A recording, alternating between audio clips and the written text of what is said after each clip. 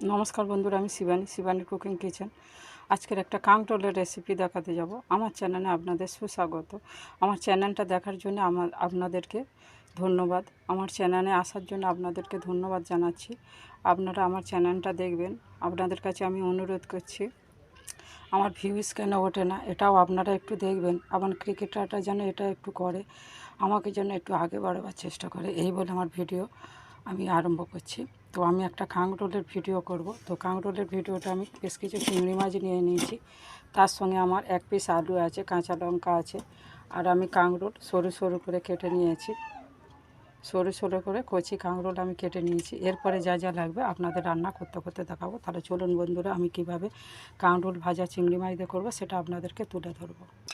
তো দেখুন, আমি একটা কড়াই বসিয়েছি, কড়াইয়ে তেলও দিয়ে দিয়েছি। তেলটা গরম হওয়া পর্যন্ত ওয়েট করব। তেল গরম হয়ে গেছে, আমি কালো জিরে দিয়ে দিলাম, এরপরে পেঁয়াজ দিয়ে দিলাম।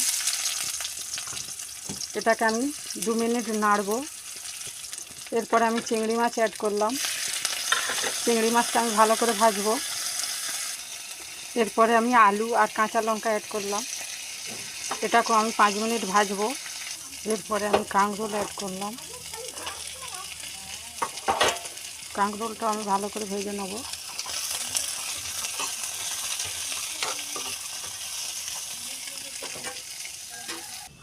তো ভাজা আমার ভেজে নিয়েছি। এরপরে আমি লাস্টে দিচ্ছি হলুদ হাফ চামচে, আর লঙ্কা পাউডার হাফ চামচে, আদা রসুন হাফ চামচে, আর স্বাদ অনুযায়ী লবণ দিয়ে দিলাম। এটাকে আমি জাস্ট 5 মিনিট আরও ভেজে নেবো, নিয়ে আপনাদেরকে দেখাবো। তো দেখুন, কাঁকরোল আলু চিংড়ি মাছ আমার ভাজা হয়ে গেছে।